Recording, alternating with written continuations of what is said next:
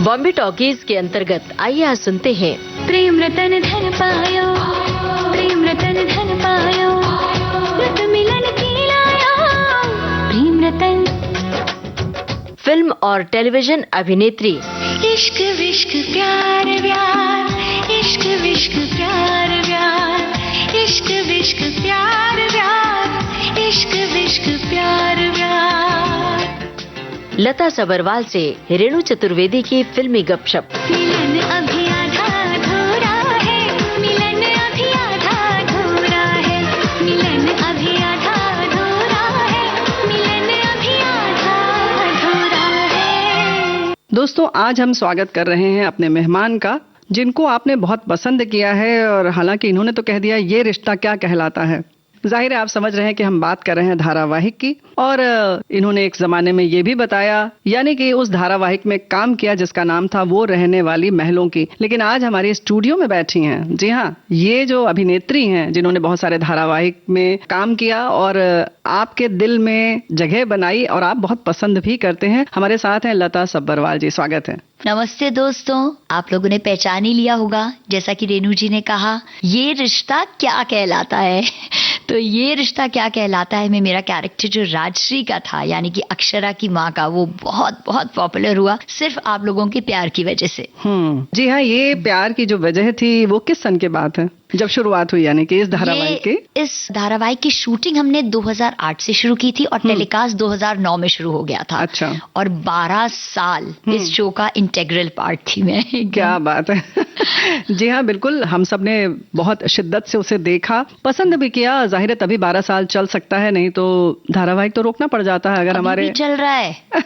सोचिए। जी, तो भाई दर्शक नहीं पसंद करेंगे तो नहीं चलेगा। दर्शकों ने पसंद किया, श्रोताओं आप सब ने पसंद किया, इसलिए चला। तो ये जो शिद्दत वाली जो हम बात कर रहे थे कि देखा लोगों ने, तो ये कह सकते हैं कि अभिनय के प्रति जो आपका लगाव है, जिस शिद्दत से आप काम कर रही हैं, उसकी शुरुआत कैसे हुई? उसकी शुरुआत हुई लखनऊ में। 1998 की बात है जी।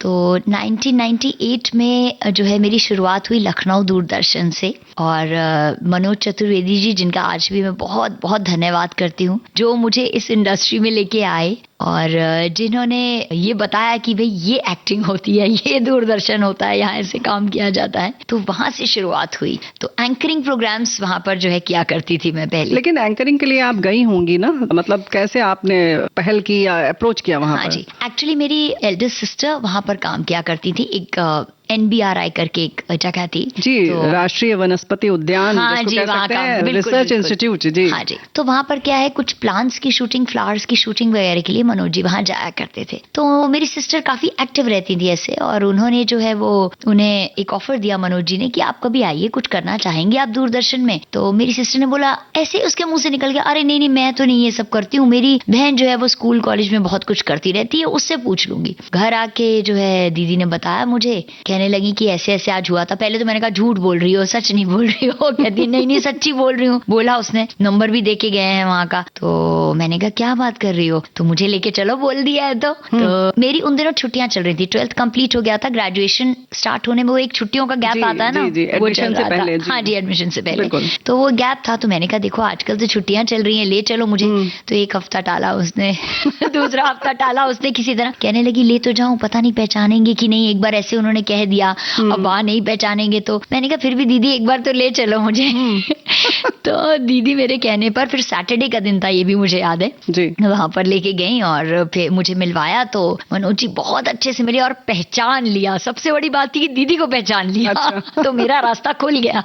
तो उन्होंने बोला कि अच्छा कुछ छोटा सा ऑडिशन लेंगे तुम्हारा। उन दिन वैसाखी आने वाली थी, बैसाखी का जो त्योहार होता है, तो 13 अप्रैल आने वाली थी। मतलब मेरी वर्क के जो एनिवर्सरी होती है वो 13 अप्रैल को ही होती है। तो उन्होंने बोला वैसाखी का एक प्रोग्राम हो रहा है, डांस करोगी इसमें? तो मैं तो खुश, मैंने कहा हाँ करूंगी, पंजाबी हूँ वैसे भी, और मैंने कहा कर लूंगी मैं डांस। तो वो जो प्रोग्राम में मेरी शुरुआत थी, फिर वो मुझे मनोज जी ने प्रोग्राम दिलवाया। तो आपने उसमें डांस किया? हाँ जी, उसमें डांस किया। अच्छा। मुझे गाना भी याद है, इनफैक्ट अभी उसकी 2 लाइनें याद है। स्वागत, सुनिए। आई वसाखी ओए जट्टा आई वसाखी होए मेरे नाल झूमो नाचो साड़ी कनकां दी मुक गई राखी साड़ी कनकां दी मुक गई राखी आई वसाखी होए जट्टा आई वसाखी होए जट्टा आई वसाखी होए मेरे नाल झूमो नाचो। तो फर्स्ट था, इसलिए मुझे आज तक याद है। अपने श्रोताओं को ये बताना हम चाहेंगे कि ये गीत कहीं और नहीं मिलेगा, क्योंकि दूरदर्शन या आकाशवाणी जब इस तरीके के कोई कार्यक्रम करते हैं हम लोग जब, तो अपने खुद गाने लिखवाए जाते हैं, हाँ उनका जी। प्रोडक्शन किया जाता है, उनका संगीत दिया जाता है, उनके गायक जो होते हैं वो श्रेणी वाले होते हैं, यानी अप्रूव्ड होते हैं, स्वर परीक्षा उत्तीर्ण करके आते हैं। तो इस तरीके से पूरी तैयारी होती है और बड़ी अच्छी बात है कि आपको याद है सन 87 की बात ये।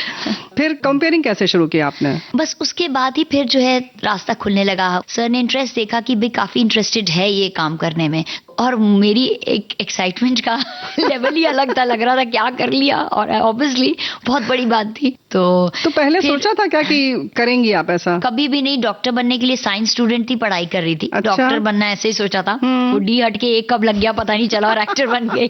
तो ऐसा हुआ, लेकिन कभी नहीं सोचा था। ये जब करा तो मैंने सर रियलाइज किया कि ये काम तो मुझे बड़ा अच्छा लग रहा है, इसमें तो बड़ा मजा आ रहा है और पैसे भी मिल रहे हैं। जी। तो क्या था कि वो एक बड़ी अच्छी फीलिंग थी कि अरे हम अपना पैसे इतनी जल्दी कमा सकते हैं, क्योंकि बाकी प्रोफेशन में क्या, मैं डॉक्टर बनूंगी, 10 साल पढ़ाई करूंगी, शुरू करूंगी, तब वो होगा। जी। और ये एंजॉय बहुत करने लगी काम, बहुत मजा जी। आने लगा। तो जब एंकरिंग का ऑफर दिया, बच्चों का प्रोग्राम आता था, जी। तो मैंने कहा ठीक है मैं करती हूँ, ट्राई करती हूँ। तो फिर एंकरिंग जो है वहां से शुरू हो गई। तो एंकरिंग के लिए जैसे कि याद रखना होता है, क्योंकि दूरदर्शन है तो जाहिर है कि जब भी हम टेलीविजन में काम करते हैं तो पूरी कंपेयरिंग वगैरह एकदम याद कर लेनी पड़ती हाँ है। जी। आप कागज देखकर नहीं कर पाएंगे। हाँ जी, नहीं होता। तो वो कैसे किया आपने? सच बताऊं तो याद नहीं है मुझे। अब नहीं याद है।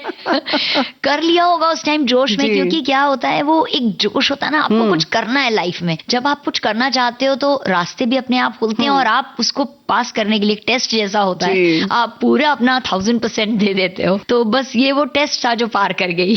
फिर कैसे ये यात्रा आपकी आगे कैसे बढ़ी? यात्रा तो आगे बढ़ रही थी, लेकिन एक चीज शेयर करना चाहूंगी जी। कि मेरे पापा बिल्कुल अगेंस्ट थे। अच्छा। जब मेरा फर्स्ट प्रोग्राम ये जो वैसाखी का जिसकी मैंने बात की टेलीकास्ट जी। हुआ, उस दिन उनको पता चला कि मैंने ये काम शुरू किया है। ऐसा? हाँ बिल्कुल। फिर? उनसे छुप के किया था, मम्मी सपोर्ट करती थी बिल्कुल। मेरा बहुत मन था, अच्छा लग रहा था, और पापा तो बिल्कुल नहीं, पढ़ाई करनी है, ये सब किन चीजों में पड़ गई हो तुम, इतनी डांट पड़ी थी। लेकिन जब उन्होंने देखा, उन्हें अच्छा लगा थोड़ा, फिर भी बोला नहीं अच्छा लगा है, हाँ, क्योंकि डिस्करेज वो- किया, एनकरेज नहीं किया। उस टाइम हाँ। टाइम भी अलग था एक्चुअली, जी। पढ़ाई को ही इंपॉर्टेंस देते थे हम। जी जी। तो फिर उनके कुछ फ्रेंड्स वगैरह ने उन्हें समझाया कि नहीं नहीं, अब टाइम बदल रहा है, ऐसा नहीं होता है, अगर अच्छा कर रही। पापा की प्रतिक्रिया जो थी वो तो चलिए आपने बताया कि नहीं हाँ चाह जी। रहे थे। इसके बारे में कैसे वो मान गए ये हम बाद में बात करेंगे। एक हाँ गीत जी। यहाँ पहले लता जी सुन लें, फिर आगे बढ़े। बिल्कुल बिल्कुल। कौन सा गीत? हम पहले वो सुन सकते हैं, आंखों की गुस्ताखियां। क्या बात है, जरूर। तो सुनते हैं ये गीत और फिर देखते हैं कि कैसे लता जी के पिताजी मान गए और कैसे इन्होंने मना लिया। हाँ जी।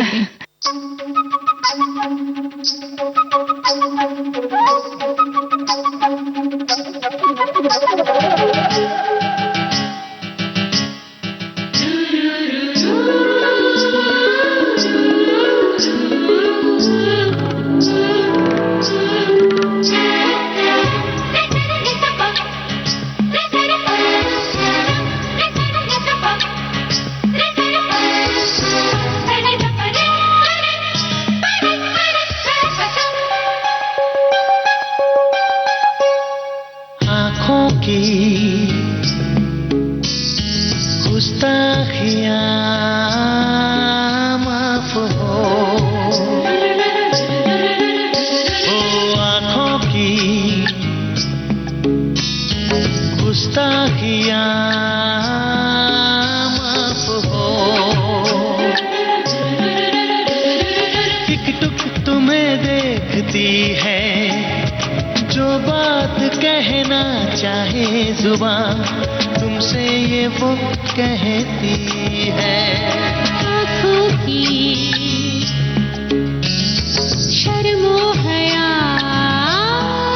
माफ हो, तुम्हें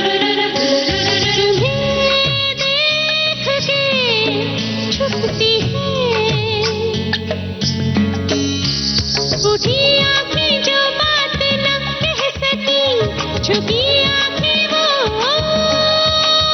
कहती है।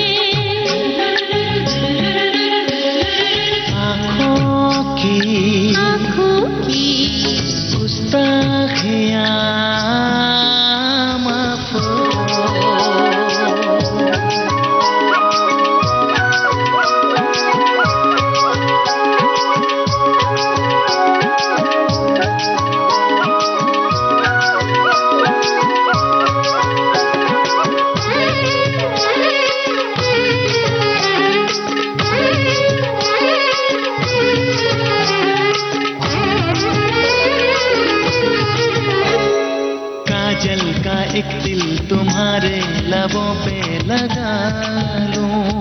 ला ला ला ला ला। हाँ, चंदा और सूरज की नजरों से तुमको बचा लूं। ओ, पलकों की चिलमन में आओ मैं तुमको छुपा लूं।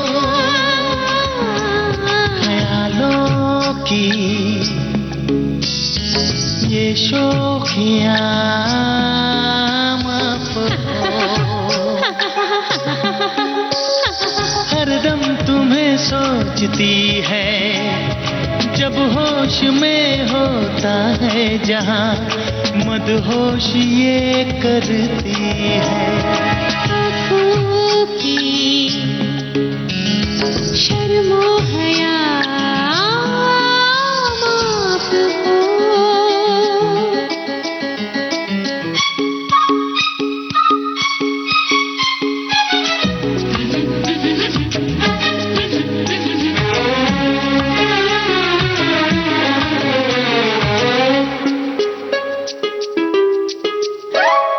ये जिंदगी आपकी ही अमानत रहेगी। दिल में सदा आपकी ही मोहब्बत रहेगी। इन सांसों को आपकी ही जरूरत रहेगी। इस दिल की नादानियाँ माफ हो। ये मेरी कहाँ सुनती है। ये पल पल जो होती है बेकल सनम तो सपने नए बुनती है। आँखों की आँखों की गुस्ताखियाँ माफ शर्मो हो। हया माफ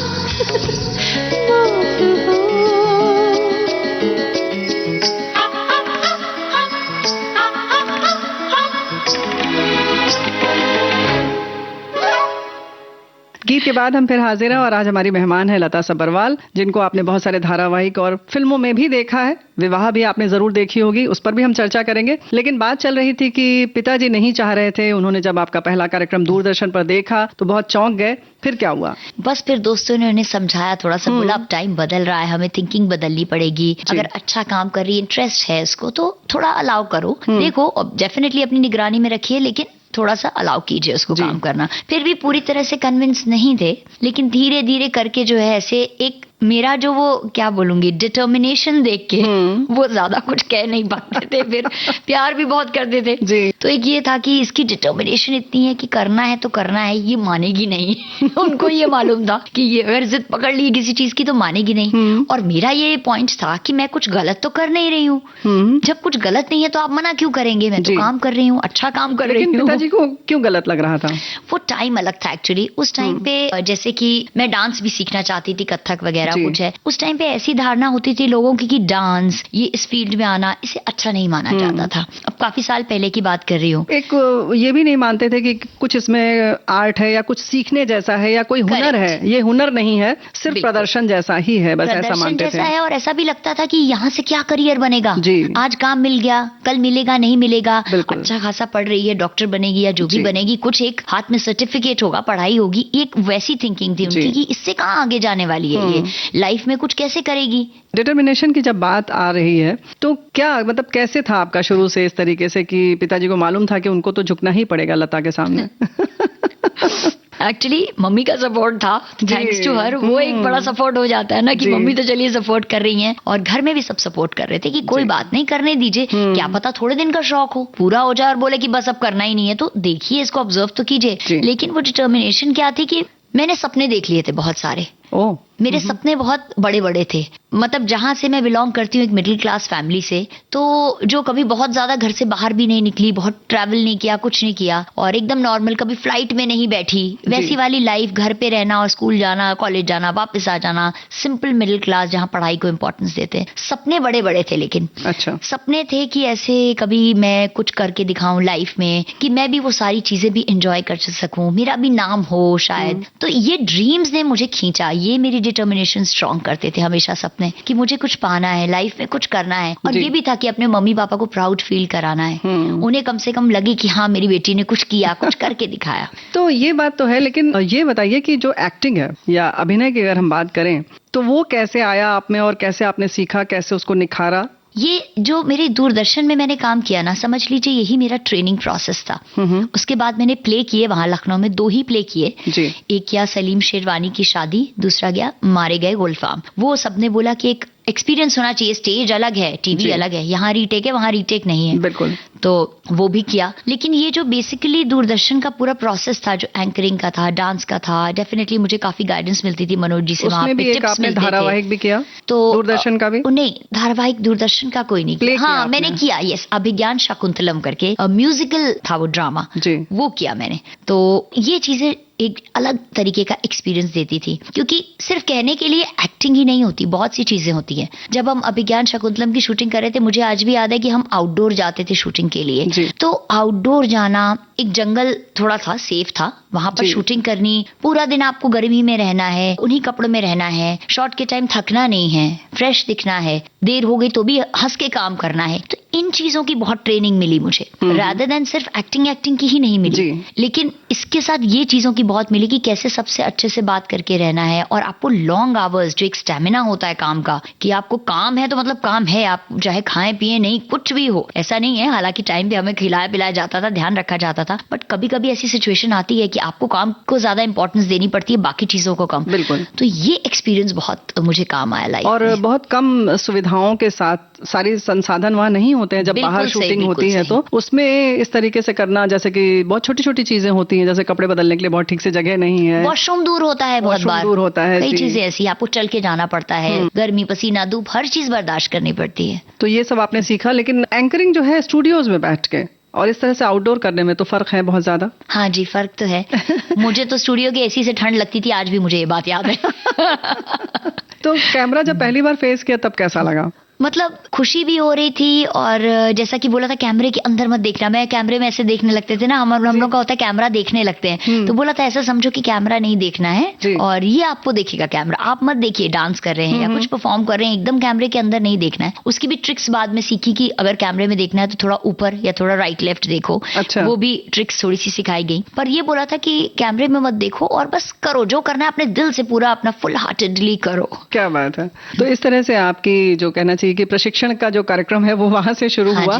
और दोस्तों, ये तो हम सब जानते ही हैं कि आकाशवाणी हो या दूरदर्शन, जहां बोलने की बात आती है, एक्टिंग की बात आती है, तो बहुत सारी चीजें ये जो संस्थान है दोनों बहुत अच्छे से सिखाते हैं। बहुत इनफैक्ट सबसे अच्छी बात हमारी इंडस्ट्री की ये लगती है मुझे, चाहे वो आकाशवाणी हो या दूरदर्शन हो, यहाँ लर्निंग कभी खत्म ही नहीं होती है। आज भी हम सीख रहे हैं, जिंदगी भर जब तक काम करेंगे सीखते ही रहेंगे। ये सबसे बड़ी है जो, मतलब मैं लोगों को ये कहना चाहूंगी, जिन लोगों को लगता है ना कि इसमें पढ़ाई नहीं है, इसमें ही सबसे ज्यादा पढ़ाई है। क्योंकि आप जब एक शो खत्म करते हो, दूसरा शो शुरू करते हो, आप फिर एक न्यू कमर हो, आप फिर एक न्यू कमर की तरह बात करते हो, शुरू करते हो अपना काम, नया रोल है, आपको फिर स्टडी करना है, फिर उस पर काम करना है, रोज डायलॉग याद करने, आपकी मेमोरी तो कभी कमजोर होगी ही नहीं। क्या बात है, बिल्कुल सही बात है। ये एक बहुत बड़ी लर्निंग प्रोसेस इन इटसेल्फ है। चलिए, मुंबई आपका जब आगमन हुआ तब क्या अनुभव था, इस पर बात करेंगे, फिर यहाँ पर एक गीत सुनते हुए आगे बढ़े। बिल्कुल, वो जो आगमन है ना, वो सुनने वाला है और बहुत इंस्पिरेशनल है। तो इसके पहले हम एक गीत सुन लेते हैं। कौन सा गीत सुनेंगे? अच्छा, तो एक बड़ा प्यारा सा गाना है, मैं सच बताऊंगी मुझे फिल्मों के नाम नहीं याद रहते, भूल जाती हूँ। तो तुझे देख देख सोना, ये वाला गा दीजिए 2 लाइन बस। अब सुनते हैं। चलिए, ठीक है।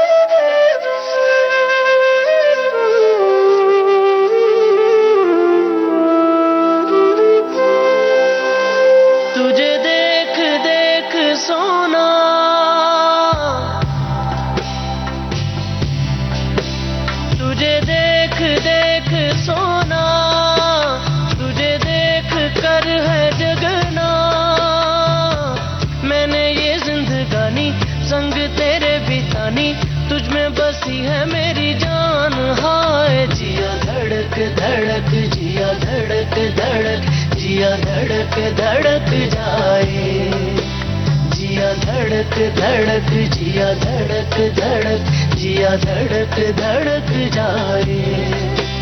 तुझे देख देख सोना, तुझे देख कर है जगना, मैंने ये जिंदगानी संग तेरे बितानी, तुझ में बसी है मेरी जान। हाय जिया धड़क धड़क, जिया धड़क धड़क, जिया धड़क धड़क जाए।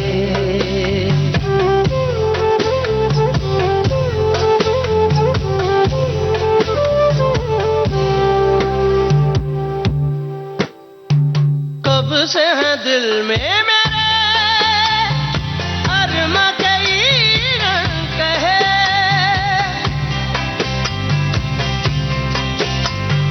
कब से है दिल में मेरे अरमा कई रंग है। इनको तू सुन ले आजा, चाहत के रंग चढ़ा जा, इनको तू सुन ले आजा, चाहत के रंग चढ़ा जा, कहना कभी तो मेरा मान। हाय जिया धड़क धड़क, जिया धड़क धड़क, जिया धड़क धड़क जाए, जिया धड़क धड़क, जिया धड़क धड़क, जिया धड़क धड़क जाए।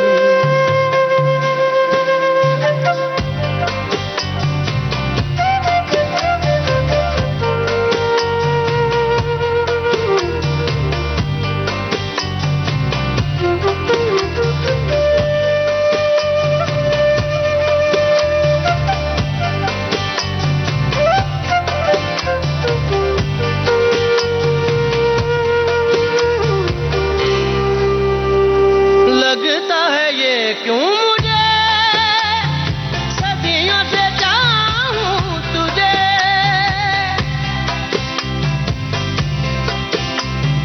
लगता है ये क्यों मुझे सदियों से चाहूं तुझे। मेरे सपनों में आके अपना मुझको बना के, मेरे सपनों में आके अपना मुझको बना के, मुझ पे तू कर एहसान। हाय जिया धड़क धड़क, जिया धड़क धड़क, जिया धड़क धड़क जाए, जिया धड़क धड़क, जिया धड़क धड़क, जिया धड़क धड़क जाए। तुझे देख देख सोना, तुझे देख कर है जगना, मैंने ये जिंदगानी संग तेरे बितानी, तुझ में बसी है मेरी जान। हाय जिया धड़क धड़क, जिया धड़क धड़क, जिया धड़क धड़क जाए, जिया धड़क धड़क, जिया धड़क धड़क, जिया धड़क धड़क जाए।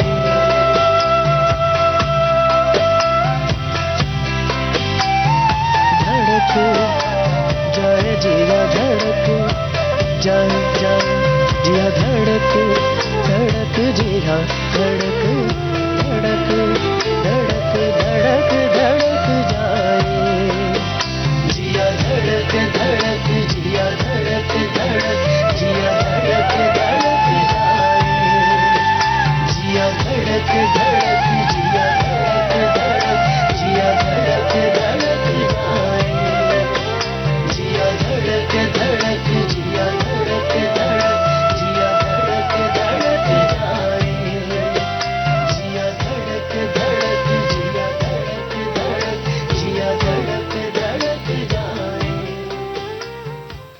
तो दोस्तों, बात चल रही थी कि किस तरह से लता सबरवाल जो हैं अपने शहर से, लखनऊ से यहाँ आई और क्या अनुभव था, शुरुआत में क्या था, और आज तो एक सफल अभिनेत्री के रूप में हम सबके बीच में जानी जाती हैं, पहचान है इनकी। तो शुरुआत करें यहाँ मुंबई के आगमन की आपके। बिल्कुल जी। तो जब मैं प्ले कर रही थी लखनऊ में जैसा कि मैंने बताया, तो उन दिनों मेरी दोस्ती हुई एक लेडी से जो मुझसे थोड़ी बड़ी थी। नाम मैं डिस्क्लोज करना नहीं चाहूंगी यहाँ जी, पर, जी। क्योंकि अब वो इस दुनिया में नहीं है। सो मे हर सोल रेस्ट इन पीस। बस ये कहना चाहूंगी, उनकी भी बड़ी इच्छा थी कि वो एक बार ट्राई करें आके मुंबई में, और मेरी तो इच्छा बहुत ही प्रबल हो चुकी थी उस टाइम पर कि ट्राई करना है, जो सपने देख लिए थे पूरे करने हैं। जी।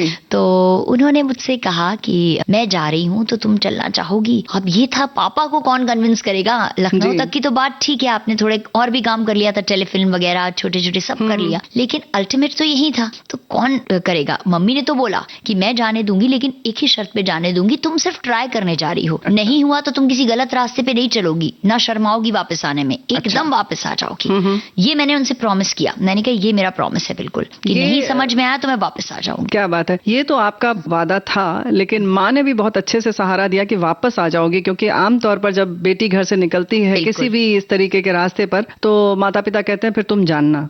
तो ये एक सबक है, हम यहाँ से कहना चाहेंगे अपने श्रोताओं से, खास बिल्कुल। तौर से जिनके बच्चे ऐसा करना चाहते हैं, तो इस तरह से दरवाजा खुला रखिए, तभी कुछ मकाम हासिल कर सकते हैं बच्चे। जी, और गलत रास्ते पे कभी नहीं जाएंगे। बिल्कुल सही बात है। जरूरी नहीं है सबको उसमें सक्सेस मिले, हो सकता है उनकी सक्सेस किसी और चीज में लिखी हुई हो। बिल्कुल। तो एक ओपन रखेंगे रास्ता, तो हम आराम से वापस आ सकते हैं। बोला बिना शर्माए बिना हिचके वापस आओगी, कि मैं नहीं कर पाई कुछ, ये था। और लेकिन पापा को फिर वो जो टाइम मेरा पीक ऑफ डिटर्मिनेशन बोलूंगी था, कि उस टाइम बस फिर मैंने कह दिया पापा मैं जा रही हूँ। अच्छा। और कमाल की बात है, पापा कुछ नहीं बोले, सिर्फ उठे, बेड पे लेटे थे, मुझे याद है उनकी तबीयत ठीक नहीं रहती थी, मेरे सर पे उन्होंने हाथ फेरा, बस कुछ भी नहीं बोले। जो हाथ उन्होंने फेरा तो मुझे समझ में आ गया कि ठीक है, आशीर्वाद मिल गया है। क्योंकि उनका अगर आशीर्वाद नहीं मिलता तो फिर मेरे मन में वो बात रह जाती, और वो बीमार भी रहते थे। बस कुछ बोला ही नहीं, जाओ नहीं जाओ, बस सिर पे हाथ फेर दिया, बस दैट्स इट। उसके बाद जो है फिर मैंने डिसाइड कर लिया, और 21,000 रुपए लेके, अच्छा। वो भी जिसमें से 11,000 मेरे अपने जमा किए हुए थे, दूरदर्शन की अर्निंग से जमा किए थे मैंने, जी। थोड़े मम्मी ने दिए, सिर्फ 21,000 रुपीज लेके मैं मुंबई आ गई हमारी फ्रेंड के साथ। अच्छा। बस आई तो उन्होंने बोला था हमारे एक रिलेटिव है जिनके घर हमें रुकना है। अच्छा। ट्रेन की टिकट हुई, सब जानने वाले आए छोड़ने के लिए, कहाँ जा रही है, लग रहा था कहाँ जा रही हूँ। सबने बड़े गिफ्ट दिए, और अच्छा। सब सामान वामान लेके एकदम अच्छे से, बहुत सारा बोरिया बिस्तर लेके तैयारी चले के संग ट्रेन भेज दिया में। गया। हाँ, भेजा गया, जी। भगवान का नाम लेके निकले वहां से। और जब हम यहाँ मुंबई पहुंचने वाले थे, काफी लंबा सफर है लखनऊ टू जी, मुंबई, जी। तो कुछ पता नहीं यहाँ का, और कभी बाहर गए भी नहीं, ज्यादा दिल्ली वगैरह से आगे कभी भी नहीं गए, वो भी पेरेंट्स के साथ। जी, जी। तो आ रहे थे, तो उसके बाद जो है वो मेरी जो दोस्त थी, उन्होंने बोला कि लता तुमको एक बात बताओ, जैसे ट्रेन पहुंचने वाली थी दादर स्टेशन, कि हमें कोई लेने नहीं आ रहा है। तो मैंने कहा ये क्या मतलब, आप बोल रहे थे हमारे रिश्तेदार हैं यहाँ पे, हम उनके घर रुकेंगे। कहने लगी नहीं, मुझे भी ट्राई करना था, मैंने ऐसे कह दिया था, अब देखो हम आ गए, हमको खुद ही मैनेज करना है। अच्छा। तो मेरी उस टाइम तो होश उड़ गए, ओहो। होश उड़ गया। मतलब मैंने कहा ये क्या हो गया, हम कहाँ जाएंगे, मतलब कोई है ही नहीं। और स्टेशन पे जैसे उसी टाइम ट्रेन रुकी, स्टेशन पे उतरे, और हमें कुछ जो मराठी लैंग्वेज समझ ही नहीं आती, सब कुली जी। चारों तरफ आ गए, सामान इतना सारा, हाँ। मराठी में बोल रहे हैं, हम घिरे हुए हैं, और एज भी उस टाइम कम थी। जी। तो इतनी घबराहट हुई, कुछ समझ ही नहीं आ रहा था, एक लैंग्वेज नहीं समझ में आ रही। मैंने उनसे बोला, पता नहीं कैसे ईश्वर ने उस टाइम बुद्धि दी मुझे, मैंने कहा ऐसा कीजिए, सबसे पहले हम चलते हैं वेटिंग रूम में, अपना सामान रखते हैं। अच्छा। तो सामान लेके सबसे पहले किसी तरह हम वेटिंग रूम में पहुंच गए। मैंने कहा बैठते हैं वहां 2 मिनट, फिर सोचते हैं क्या करना है। फिर लखनऊ से कई लोग यहाँ आए हुए थे ऑलरेडी, और कुछ नंबर वगैरह, फोन नंबर्स वगैरह दिए थे। एक मेरे मुंह भोले भाई हैं जो अभी भी हम डेली मैसेज करते हैं गुड मॉर्निंग का एक दूसरे को, एहतिशाम भाई लखनऊ से, उन्होंने जो है वो कुछ नंबर दिए थे, उन्होंने बोला था फोन करना। मैंने फोन किया तो हम दादर के पास थे, मुझे एरिया भी पूरा नहीं मालूम कुछ भी। तो उन्होंने बोला कि, जिनको फोन किया उन्होंने बोला कि ये KEM हॉस्पिटल के सामने लॉज वगैरह है, आप लोगों को मिल जाएगा, आप रुक जाइए। बस इतना सा क्लू मिला। और सबसे पहले मैंने मम्मी को फोन करके बोल दिया हम बिल्कुल ठीक ठाक हैं, वो लेने आ गए, हम पहुंच गए, नहीं तो सो ही नहीं पाएंगे वो तो पूरी रात। फिर उसके बाद हम लोग निकले टैक्सी करके, जगह जगह लॉज ढूंढने, मतलब इतनी जगह रुक रहे हैं, और फीमेल देख के दे भी नहीं रहे थे कई लोग लॉज, और कुछ बहुत अजीब सी भी लग रही थी सच कहूं तो। वहां पे एरिया सुरक्षित नहीं लग रहा था, बिल्कुल सुरक्षित नहीं लग रहा था, कुछ एरिया अजीब सा था। फाइनली एक लॉज जहां मैं विजिट करना चाहती हूँ, फिर से उनका भी धन्यवाद करने के लिए एक बार, तो उन्होंने बोला कि कौन है, तो मैंने ऐसे कह दिया साथ में मेरी मम्मी है। अच्छा। तो मेरी दोस्त को बड़ी थी, तो मैंने बोल दिया मेरी मम्मी है। कहने लगे कितना, मैंने कहा हाँ। तो उन्होंने बोला मेरे पास एक ही रूम है, यहाँ पे पेशेंट्स रुके हुए थे, बहुत सारे, बहुत पेशेंट्स रुके जो इलाज करा रहे थे हॉस्पिटल में, महंगा पड़ता है, हाँ, या गवर्नमेंट हॉस्पिटल है तो कई बार जी। रुकने की जगह चाहिए होती है। तो उन्होंने बोला कि ठीक है एक कमरा देख लीजिए। कमरा मतलब मैं क्या बताऊं, इतना सा उस पे छोटा सा बेंच लगा हुआ था जिसमें बस 2 लोग बैठ सकते थे, लेट भी नहीं सकते थे और सांस ले सकते थे। बस लकड़ी का कमरा था, चारों तरफ लकड़ी की दीवार थी और छत भी एक ही थी, ऐसे कंपार्टमेंट्स जैसे बने हुए थे। मैंने बोला चलेगा, रात तो कहीं काटेंगे, सुबह हो गए तो सोचेंगे पैर टिकाने की जगह मिल जाए, पैर टिकाने की जगह मिल जाए तो फोन करके पूछेंगे सबसे। फिर जो है हम वहां रूम में गए और बैठ गए। और मैं मंत्र वगैरह में एक्चुअली बहुत बिलीव करती हूँ और मैंने जो अपना मंत्र जाप, जो भी जिसमें भी फेथ रखते हैं आप, मतलब मैं हमेशा सबको कहती हूँ जो भी फेथ है ना वो काम आता है। और मैंने शुरू किया उस टाइम करना नॉन स्टॉप। थक गई रात को, थोड़ा सा ऐसे मन करे कि कमर सीधी करने लेट जाए, हल्का सा टेढ़ी होके लेटी तो देखा बेड पे क्या है, देखा तो खटमलों से भरा हुआ, मतलब 100 खटमल होंगे कम से कम वहां पे। लेट तो सकते ही नहीं, कोने में बैठ ही सकते हैं, वो काट जाएंगे, काटा भी 1-2 काटे भी। तो इतने खटमल देख के घबरा गई। और कॉमन वॉशरूम का भी यूज ही नहीं किया हमने और पेशेंट्स यूज कर रहे हैं वो। तो सुबह सुबह 5 बजे उठ के, मतलब ये था कि फ्रेश हो जाओ इसके पहले कि कोई जाए, ऐसा मतलब सिचुएशन थी। मॉर्निंग हुई, सोचा क्या करें, सबको फोन किए। मैंने कहा आ गए हैं, 2-3 दिन तो देखूंगी। मम्मी ने बोला था वापस आ जाना, 21,000 रुपए समझ नहीं आएगी तो फ्लाइट की टिकट तो आ जाएगी, वापस चली जाओगी। बिल्कुल। तो बाकी मैंने अपनी दोस्त का छोड़ दिया था, आपकी इच्छा जैसे। उसके बाद जो है वो एक दिन निकला तो दूसरे दिन ही हमारे जानने वाले वहां मिलने आ गए कि अरे आप लोग आए हो, मिलने आते हैं। तो ऐसे उसने मुझे क्या बोला आके, ये जगह देख रही हो ना मुंबई में, ये बहुत बड़ी जगह है। अच्छा। तुम उसे छोटी जगह समझ रही हो जहाँ बैठ नहीं सकती हो, ऐसा है मुंबई, इतनी छोटी जगह है, रह सकती हो तो रहो, नहीं तो अभी वापस चली जाओ। फिर कहीं ना कहीं वो सपने आ गए सपने बार बार आ जाते थे सामने।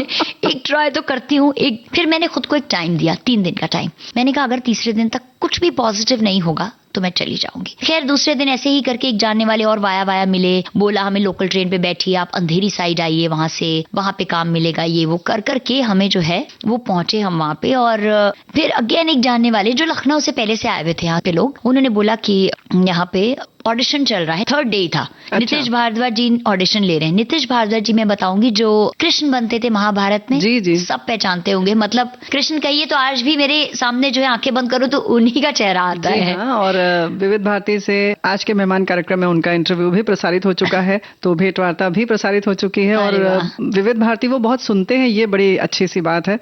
और उनकी प्रतिक्रिया भी आती रहती है। Very nice. जी। फिर सिखाया गया भाई ट्रेन पे चढ़ो, यहाँ उतरो, जो भी है सीख साख के किसी तरह पहुंची ऑडिशन देने के लिए। और अच्छा वो द्रौपदी ढूंढ रहे थे, वो बना रहे थे सीरियल गीता रहस्य, जो कृष्ण और द्रौपदी की ही कहानी थी कि द्रौपदी काफी क्वेश्चंस पूछती है कृष्ण से, तो इस तरह से वो गीता रहस्य क्यों ये रची गई लीला वगैरह सब समझाते हैं। द्रौपदी ढूंढ रहे थे और इत्तेफाक की बात है बाल मेरे लंबे थे, काफी लंबे थे और हिंदी क्लियर थी लखनऊ की बदौलत हिंदी अच्छी थी।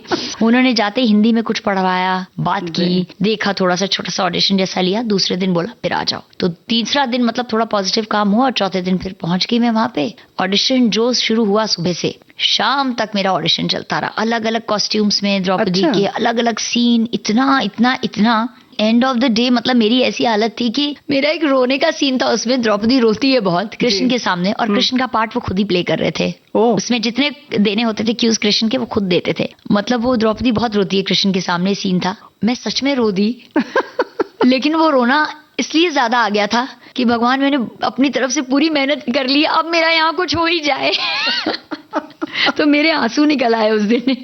और उन्होंने मुझे पकड़ के उठाया और बोला कि आओ रूम में, यू आर सिलेक्टेड। क्या बात। बस वहां से जो था एक्चुअल मेरे करियर की शुरुआत हो गई। बातें तो बहुत अच्छी चल रही है लता जी, यहाँ पर कौन सा गीत सुनना चाहेंगे आप?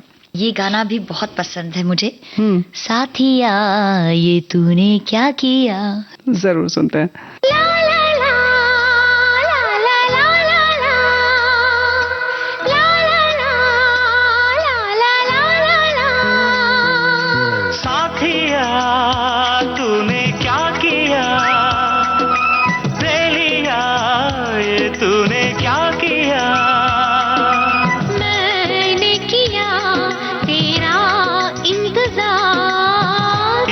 करो ना मुझे प्यार, इतना करो ना मुझे प्यार। साथिया तूने क्या कहा, बेलिया ये तूने क्या कहा। यूं ना कभी करना इंतजार, मैंने किया है तुमसे प्यार, मैंने किया है तुमसे प्यार।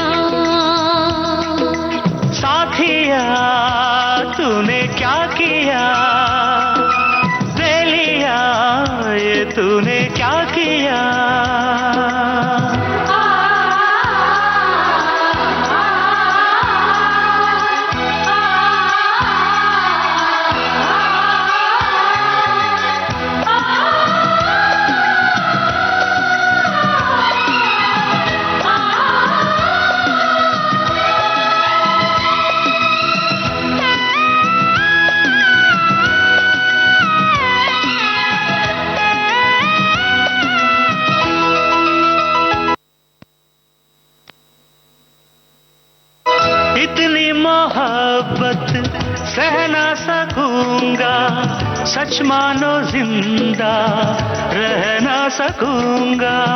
तुझको संभालो ये मेरा जिम्मा, मैं हूँ तो क्या गम जाने तमन्ना। अब जीना मरना मेरा जानम तेरे हाथ है। मैंने कहा ना सनम, अब तू मेरे साथ है।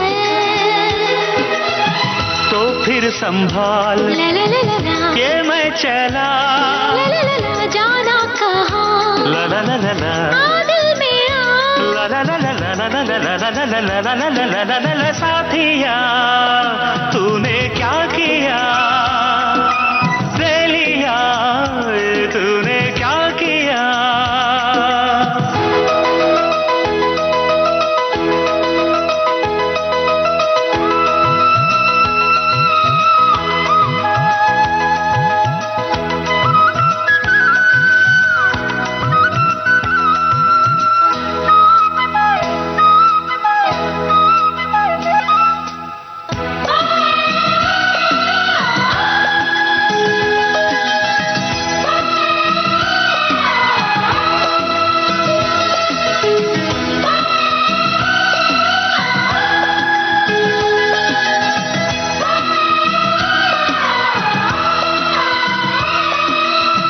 दिल के चमन का हंसना तो देखो, जागी नजर का सपना तो देखो।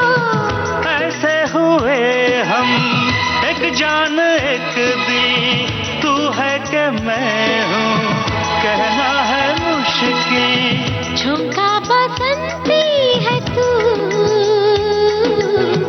तन है गुलाबी मेरा। तो रंग मिलने के बाद होते नहीं है जुदा।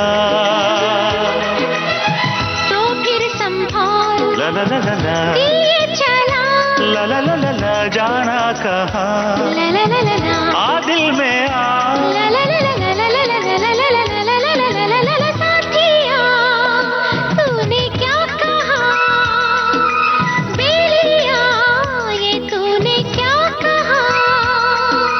यूं ना कभी करना इंतजार, मैंने किया है तुमसे प्यार, मैंने किया है तुमसे प्यार।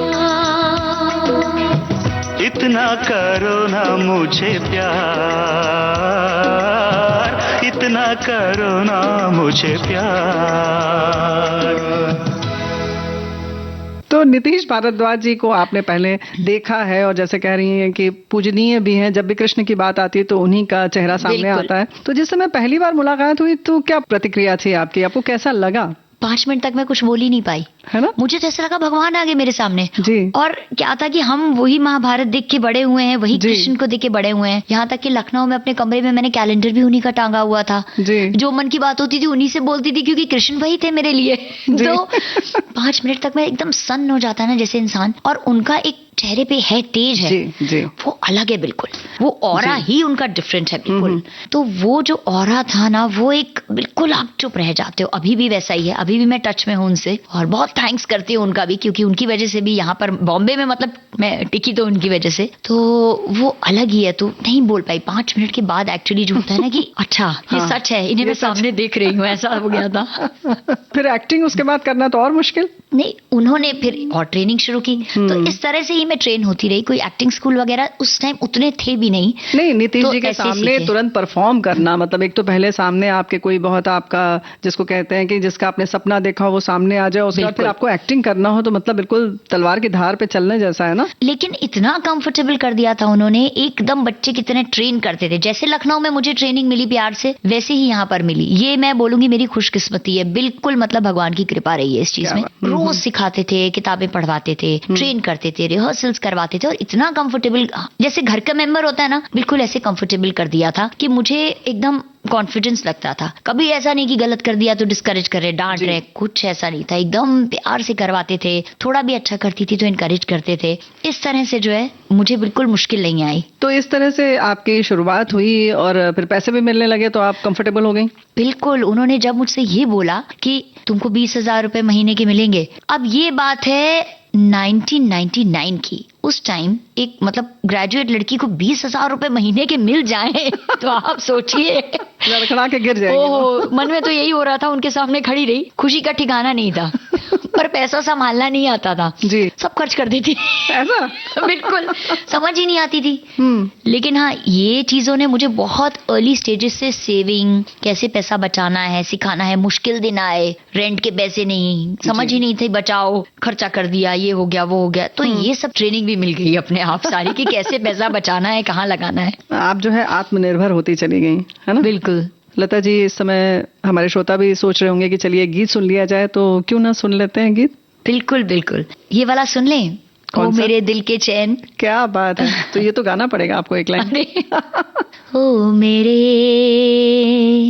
दिल के चैन, चैन आए मेरे दिल को दुआ कीजिए।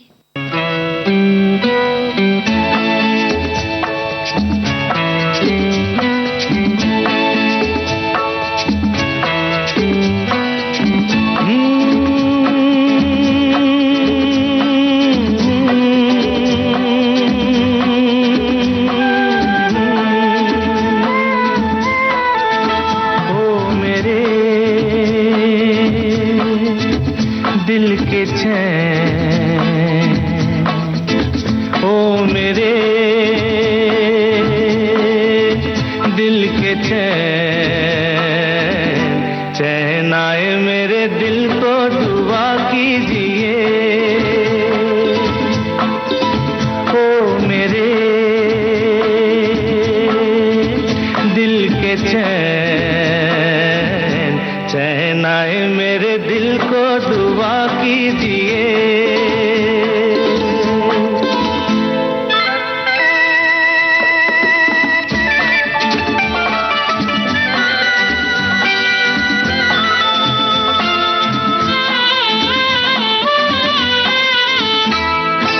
अपना ही साया देख के तुम जाने जहां शर्मा गए। अभी तो ये पहली मंजिल है, तुम तो अभी से घबरा गए। मेरा क्या होगा सोचो तो जरा, हाय ऐसे न आहे बरा कीजिए। ओ मेरे दिल के चैन, चैन आए मेरे दिल को दुआ कीजिए।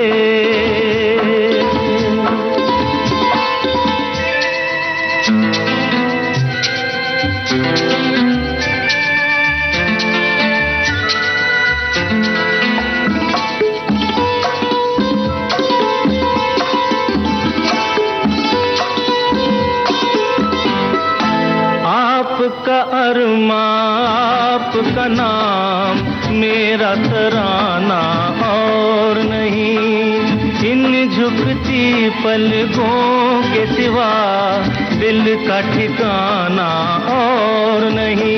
जचता ही नहीं आँखों में कोई, दिल तुमको ही चाहे तो क्या कीजिए। ओ मेरे दिल के चैन, चैन आए मेरे दिल को दुआ कीजिए।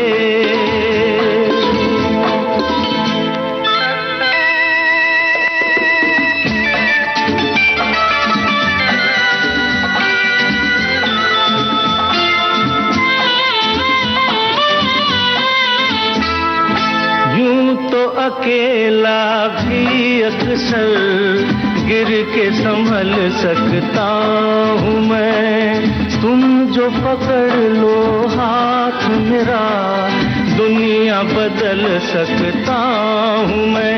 मांगा है तुम्हें दुनिया के लिए,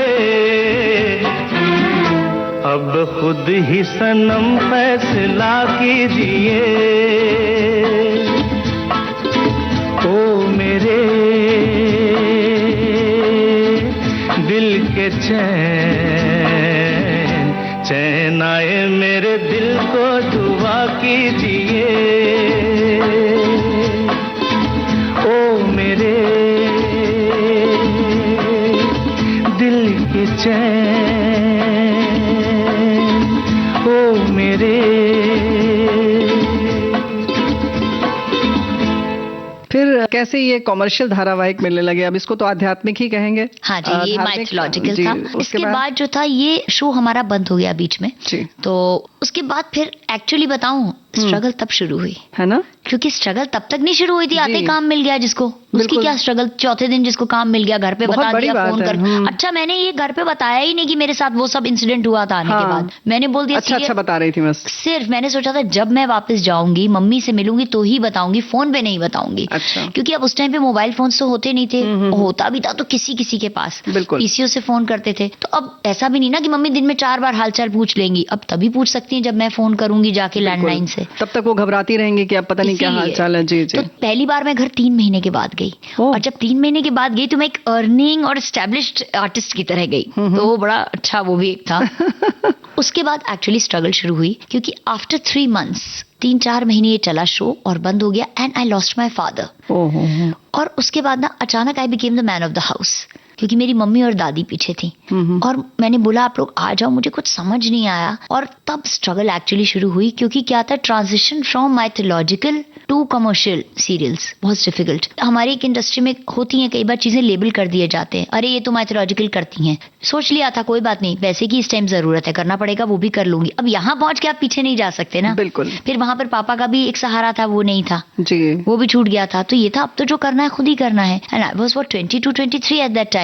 तो उस टाइम पे एकदम सर पे सब आना और समझ नहीं आ रही थी, बट ये था, ठाना हुआ था कि पढ़ी लिखी हूँ, गलत रास्ते पे नहीं जाऊंगी, नौकरी करनी पड़ी तो वो कर लूंगी। ये मेरे माइंड में एक स्ट्रॉन्ग था हमेशा। जी। तो I would like to tell all the youth of today, आज जितने भी यंग लोग ये प्रोग्राम सुन रहे हैं उन्हें कहना चाहूंगी, पढ़ाई बहुत इंपॉर्टेंट है। आप जो भी करना चाहते करिए, साइड में एक अपनी डिग्री लेके रखिए, ताकि आप जो है कभी अगर इनसिक्योर फील्ड में हैं तो आप गलत रास्ते पे नहीं चलेंगे। एक पढ़े लिखे इंसान का कॉन्फिडेंस अलग होता है। जी। एक तो पढ़े लिखे इंसान का जो आत्मविश्वास है वो तो पढ़ाई से आता ही है, लेकिन अगर आपके पास थोड़ी सी पढ़ाई की जो हुनर है तो जाहिर है कि दाल रोटी भर का आप कमा लेंगे, कुछ भी इज्जत की जिंदगी जी सकते हैं, नौकरी कर पाएंगे आप, और जाहिर है कि आपका पेट भर सकता है। बिल्कुल। और वो अगर भरा है तो जाहिर है फिर गलत रास्ते पर आप नहीं जा पाएंगे। बिल्कुल, आप खुद को भी रख सकते हैं, घर वालों को भी देख सकते हैं, अच्छी लाइफ जी सकते हैं। तो ये चीज मैं सब यूथ को कहूंगी आज के। तो ये कॉन्फिडेंस था। लेकिन उसके बाद स्ट्रगल जो की, मतलब होता था ना कि बुखार है तो भी ऑडिशन देना है, पीसीओ से दिन भर फोन करे, क्योंकि काम चाहिए था किसी भी हालत में। जी। और फीवर में भी उठ उठ के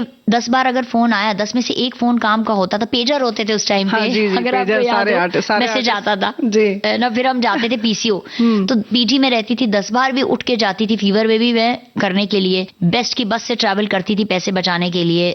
और इवन काम कर चुकी थी, लोग पहचानने लगे थे, मुंह पे दुपट्टा लपेट के जाती थी, पैसे बचाने थे, बेस्ट की बस से जाती थी, ऑटो नहीं करती थी। ऑटो लग्जरी था मेरे लिए, सच बताऊं तो। अच्छा। ऑटो पे जाना यूज्ड टू बी, कमाने के बाद भी उस टाइम पे, लेकिन काम खत्म हो गया, पैसे भी आने बंद हो गए, संभाला भी नहीं था, कितना भी होता फिर भी खत्म ही हो जाता है। जी, एक समय तो जो है बस में ट्रैवल करो, ये करो, कैसे भी करके जो है ना, वो स्ट्रगल पीरियड था। लेकिन एक अच्छी चीज थी कि काम आता जाता था मेरे पास, रुकता नहीं था। अच्छा, थोड़ा थोड़ा सही लेकिन आता रहता था। और उसके बाद ही मुझे जन्नत करके एक डेली सोप मिल गया थोड़े ही टाइम में जी। और मतलब ऑलमोस्ट 2 मेन लीड्स थे उसमें, तो one of the main lead मैं थी। बस वो जो सीरियल मिला, वहां से अगेन मैं फिर एस्टैब्लिशमेंट मेरी शुरू हुई। लेकिन लगभग 2-3 साल लग गए आपके ये संघर्ष के।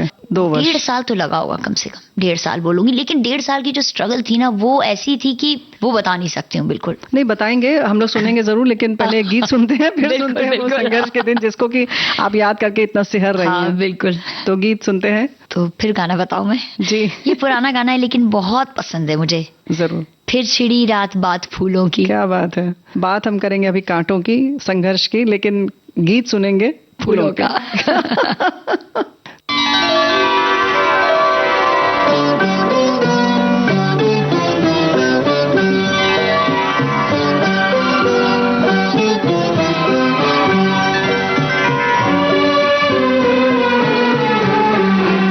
छिड़ी रात बात फूलों की, फिर छिड़ी रात बात फूलों की। रात है या बारात फूलों की, रात है या बारात फूलों की।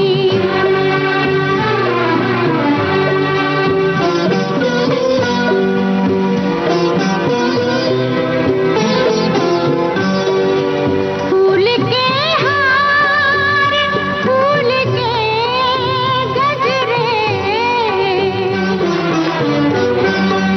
फूल के हार, फूल के गजरे, शाम फूलों की, रात फूलों की, शाम फूलों की, रात फूलों की। फिर छिड़ी रात बात फूलों की।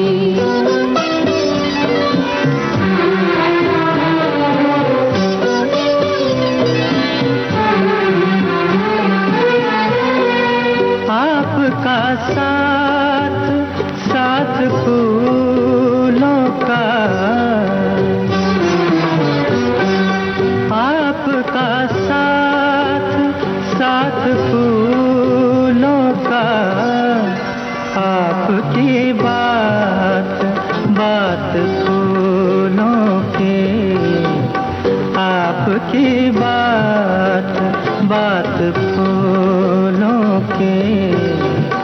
फिर छिड़ी रात बात फूलों की।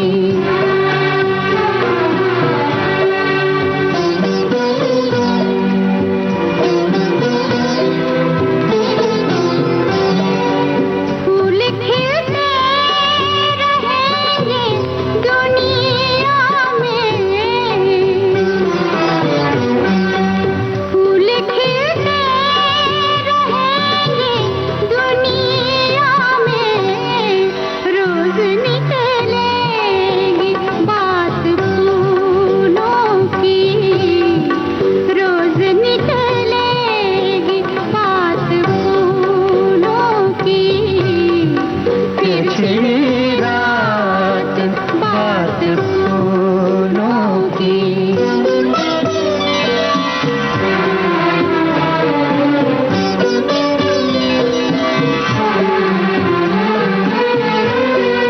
नजरें मिलती हैं, जाम मिलते हैं,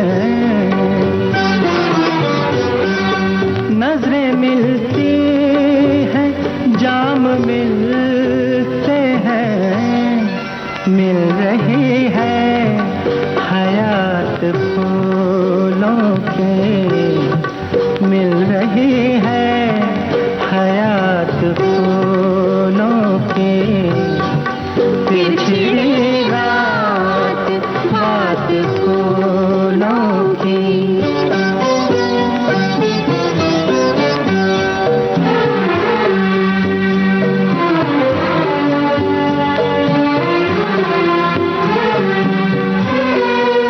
ये महकती हुई गजल मखदूम, ये महकती हुई गजल मखदूम, जैसे सहरा में रात फूलों की, जैसे सहरा में रात फूलों की। फिर छिड़ी रात बात फूलों की। रात है या बारात फूलों की।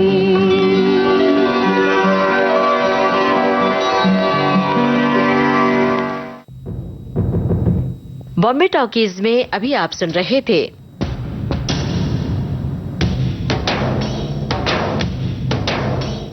फिल्म और टेलीविजन अभिनेत्री लता सबरवाल से रेणु चतुर्वेदी की ये फिल्मी गपशप।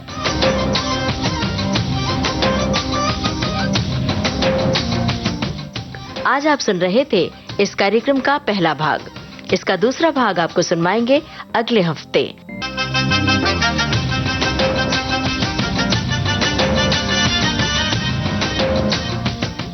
चलने से पहले आपको बता दें, इस कार्यक्रम में हमारे रिकॉर्डिंग इंजीनियर थे भावना सिंदल। कार्यक्रम के प्रस्तुतकर्ता जुबैर खान। हालो रे हालो रे